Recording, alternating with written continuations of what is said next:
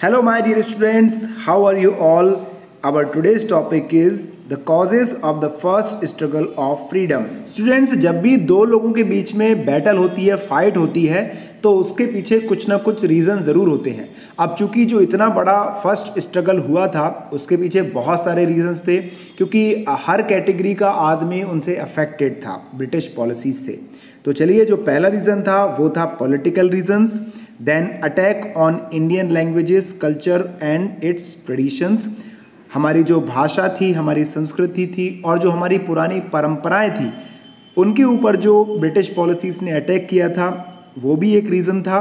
Then आपका third reason है economic reason. Now fourth, social and religious reasons. सामाजिक और जो धार्मिक कारण क्या थे? डिसकंटेंट अमंग सोल्जर्स, सैनिक भी नाराज थे, वो उनकी नाराजगी क्या थी, वो भी हमारा एक कारण है। And the last reason is immediate reason, मतलब कि तात्कालिक रीजन क्या था जिसने कि बिल्कुल लड़ाई शुरू करवा ही दी। Let's see the first reason, that is political reasons. There was a lot of discontentment among landlords and Indian rulers under the British thumb. He named this plan the Subsidiary Alliance. British policies को लेकर हमारे landlords और ruler के बीच में बहुत ज़्यादा नाराज़गी थी, और वो नाराज़गी की वजह थी ब्रिटिश पॉलिसी। जैसे कि उनकी पहली एक पॉलिसी थी सब्सिडरी अलायंस। ये एक ऐसी पॉलिसी थी जिसने एक तीर से तीन निशाने मारे थे। वो क्या निशाने थे? सब्सिडरी अलायंस के तहत ब्रिटिशर्स और हमारे इंडियन रूलर्स के बीच में एक डील हुई थी, और इस डील का ज़बरदस्त ब्रिटिशर्स ने फ़ायदा उठाया। किस तरह से? डील में कुछ कंडीशन थी। कंडीशन नंबर फर्स्ट, हमारी सेना आपको रखना होगा, जिसकी पेमेंट और जिसका फूड मील सब आपको पे करना होगा। किसको? इंडियन रूलर्स को। दूसरी कंडीशन थी कि बगैर हमसे पूछे आप किसी भी दूसरे इंडियन रूलर्स के साथ फ्रेंडशिप नहीं करोगे। Then the third condition is that Indian rulers किसी भी दूसरी कंट्री की कंपनी के साथ किसी भी तरह का ट्रेड नहीं करेंगे। तो इस कारण से इंडियन रूलर्स बेचारे इस पॉलिसी को फॉलो करके बहुत ज़्यादा परेशान हो चुके थे, एकदम गिरफ्त में आ चुके थे। और एक और ब्रिटिश पॉलिसी थी जिसका नाम था डॉक्ट्राइन ऑफ लैप्स। चलिए अब देखते हैं डॉक्ट्राइन ऑफ लैप्स को। The doctrine of lapse, a policy of dissolution of states. Lord Dalhousie caused many Indian states to be a part of the company empire. British took control of many states like Punjab, Sikkim, Satara, Jaipur, Sambhalpur, Jhansi, Nagpur, etc. The company government ended states title confirmed to Nawabs of Awadh, Tanjore and Karnataka, which caused a political instability therein. British were disrespectful towards the last Mughal emperor. This caused a state of anxiety among ruling families. Whichever states British took control of, their soldiers, craftsmen and people connected with various other trades were adversely affected. British seized lands from many zamindars and sardars, which resulted in unemployment of many people working there previously. Britishers की एक policy थी doctrine of lapse. इस policy के अंतर्गत अगर किसी Indian rulers की सगी संतान नहीं होती थी तो वो राज्य, वहाँ का पूरा अधिकार, पॉलिटिकल राइट्स किसके पास आ जाएंगे? ब्रिटिश कंपनी के पास। और इस पॉलिसी के शिकार हमारे बहुत सारे स्टेट्स हुए, जिनमें झांसी, संबलपुर, नागपुर, सतारा जो बहुत फेमस थे उस टाइम पर। अब इससे क्या हुआ कि ना सिर्फ वहाँ के राजा का राज्य छीना गया, बल्कि वहाँ के जितने भी लोग थे, कारीगर थे, क्राफ्ट्समैन थे, उनके हाथों से रोजगार जा चुके थे।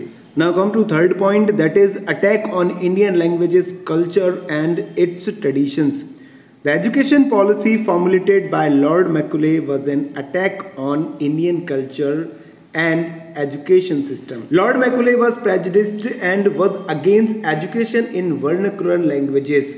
Macaulay considered English as a superior race and English language as finest language. He therefore encouraged English language and Western and scientific learning.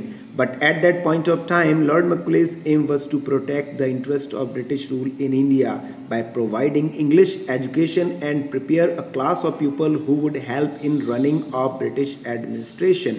Macaulay was such a conceited racist that he recommended a ban on printing and translation of books in Oriental languages. The followers of Oriental education considered English education policy as an attack on their culture, traditions and language and protested against it. राजाओं का राजपाट छीनने के साथ साथ उन्होंने हमारी भाषा, हमारी संस्कृति और हमारी परंपराओं को भी नुकसान पहुंचाया था। इंडिया में बेसिकली जो वेस्टर्न एजुकेशन है वो मैकुले के द्वारा लाया गया। उसका एक मकसद था कि भारत में ज़्यादा से ज़्यादा ईसाईयत का प्रचार करें और वेस्टर्न कल्चर को हम ज़्यादा से ज़्यादा प्रमोट करें। लॉर्ड मैकुले वैसे तो पढ़ा लिखा था, लेकिन वो रेसिस्ट था, मतलब कि जातिवादी था। उसका मानना था कि जो अंग्रेज़ लोग हैं वो इंडियन से ज़्यादा इंटेलिजेंट हैं, ज़्यादा साफ़ सुथरे रहते हैं। नफ़रत करता था वो हमारी परंपराओं से, हमारे कल्चर से।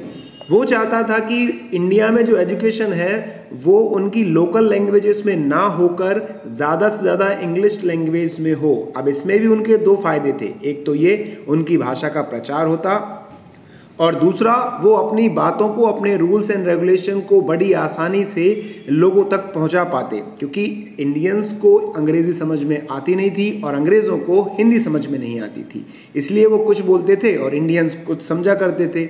तो उनका मकसद था कि भाई ज़्यादा से ज़्यादा इंडिया में इंग्लिश जानने वाले लोगों को तैयार कर दो जो हमको या हमारी पॉलिसीज़ को रिप्रेजेंट कर सकें, लोगों को बता सकें। लेकिन इसका उनको एक उल्टा नुकसान भुगतना पड़ा। वो तो चाहता था कि ज़्यादा से ज़्यादा इंडियंस हमारी लैंग्वेज को सीखें और हमारे एडमिनिस्ट्रेशन को चलाने में हमारी हेल्प करें।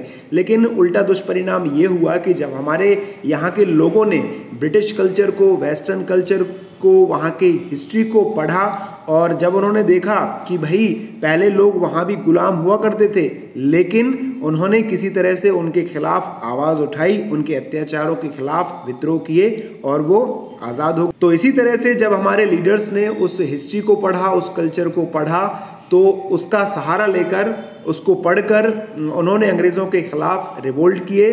ब्रिटिश एजुकेशन सिस्टम से ये हमें थोड़ा सा फ़ायदा था, नुकसान ज़्यादा था। नुकसान ये था कि हमारा जो एजुकेशन सिस्टम था, हमारा ट्रेडिशनल कल्चर था, वो ख़त्म होने लगा। अब उस टाइम पर जो हमारे फॉलोअर्स थे, जो ओरिएंटल लैंग्वेजेस को सपोर्ट करते थे, पसंद करते थे हमारे इंडियन कल्चर को, तो अंग्रेज़ों की ये बात उन्हें बिल्कुल अखरी। उन्हें ऐसा लगा कि जो ब्रिटिश एजुकेशन सिस्टम है वो हमारे कल्चर पर, हमारे ट्रेडिशन पर एक तरह से हमला है। इसीलिए जो हमारे इंडियन कल्चर के फॉलोअर्स थे उन्होंने ब्रिटिश एजुकेशन पॉलिसी के खिलाफ, ब्रिटिशर्स के खिलाफ प्रोटेस्ट किए, रिवोल्ट किए।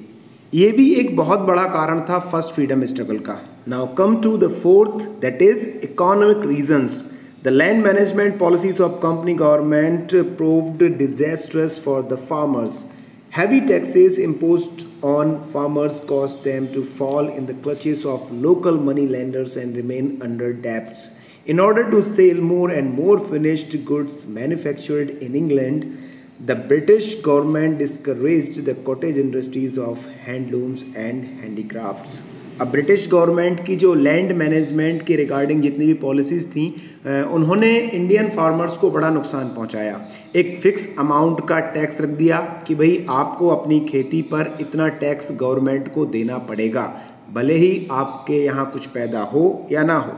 इसका कारण ये हुआ कि बेचारे किसानों को ज़मींदारों और साहूकारों के चंगुल में फंसना पड़ा, उनसे लोन लेना पड़ा और उसके बाद अगर कभी कर्जा उनका पड़ता नहीं था तो उन्हीं ज़मीनों को वो ज़मींदारों को दे दिया करते थे। तो इस तरह से वो मज़दूर बनते जा रहे थे।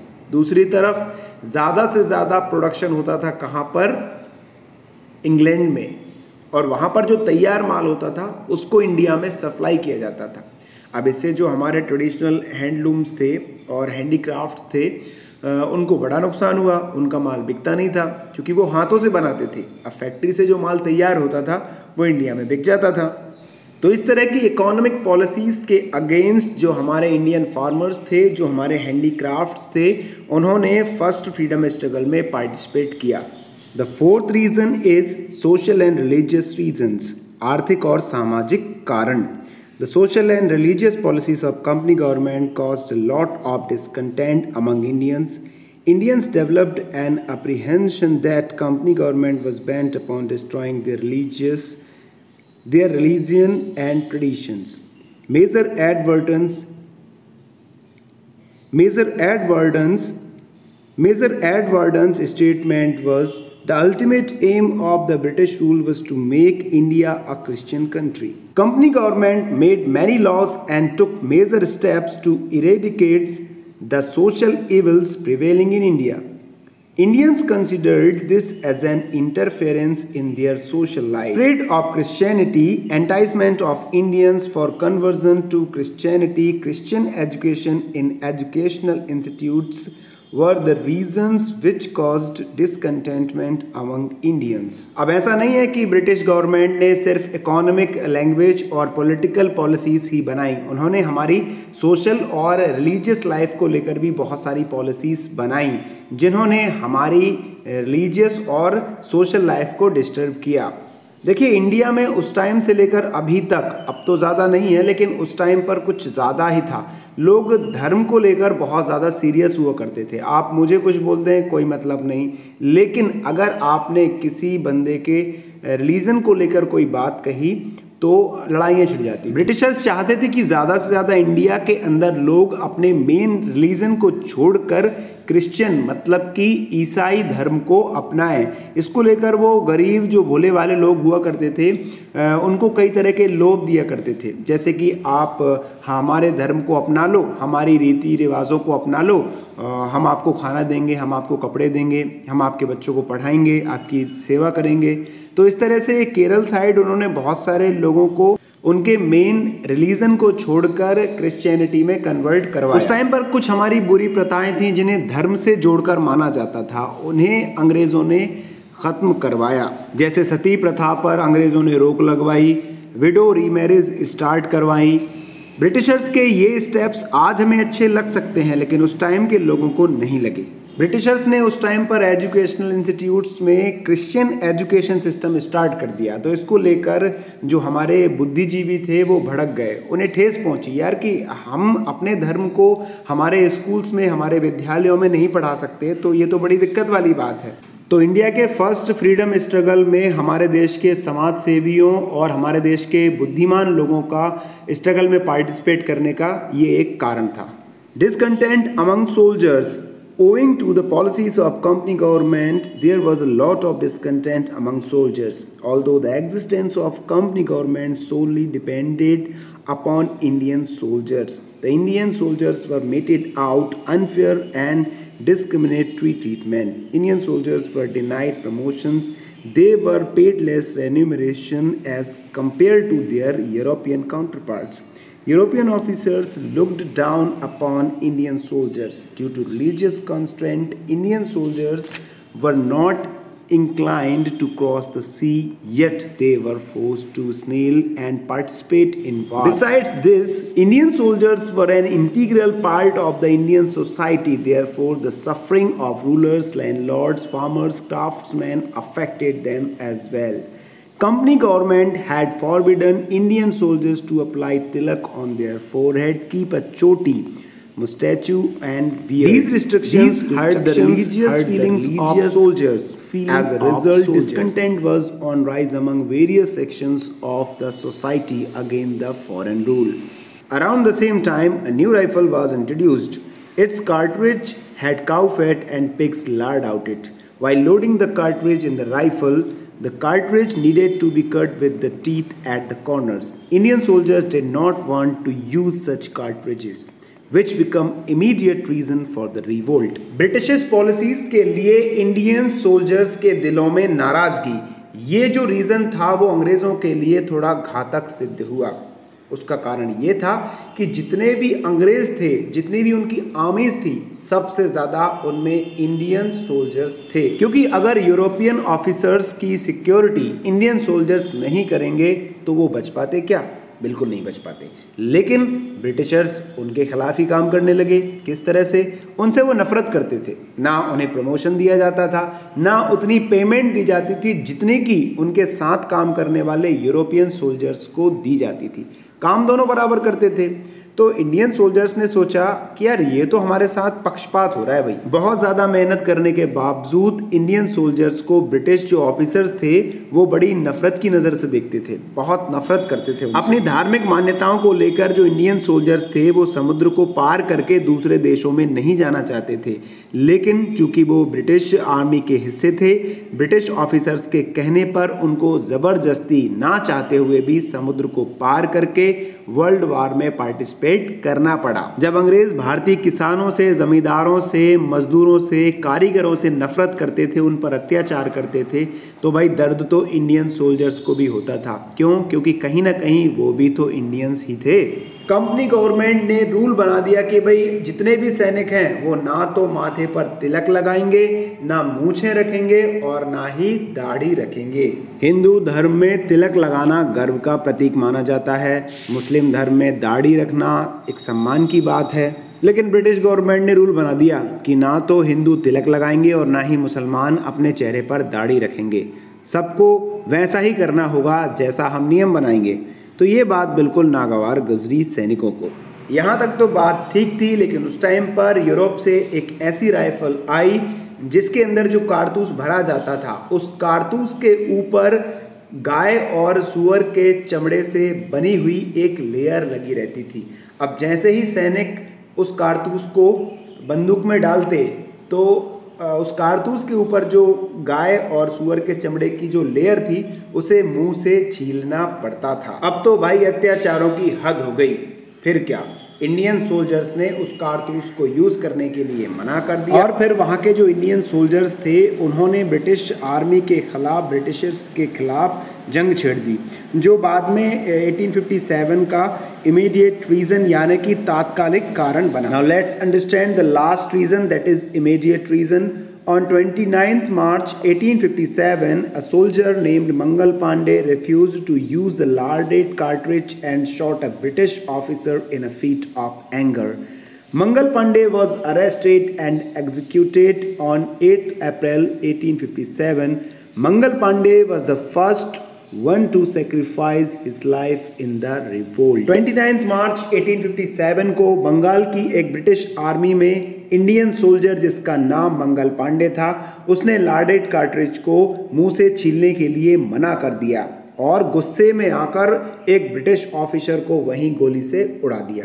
बस यही 1857 की चिंगारी थी। यहाँ से जो गुस्सा फूटा वो फिर आगे तक चलता रहा। इसके बाद मंगल पांडे को पकड़कर ब्रिटिश ऑफिसर्स ने मार डाला। So my dear students, Mangal Pandey पहले ऐसे क्रांतिकारी थे जिन्होंने फ्रीडम स्ट्रगल में सबसे पहले अपने आप को कुर्बान किया था, शहीद हुए थे।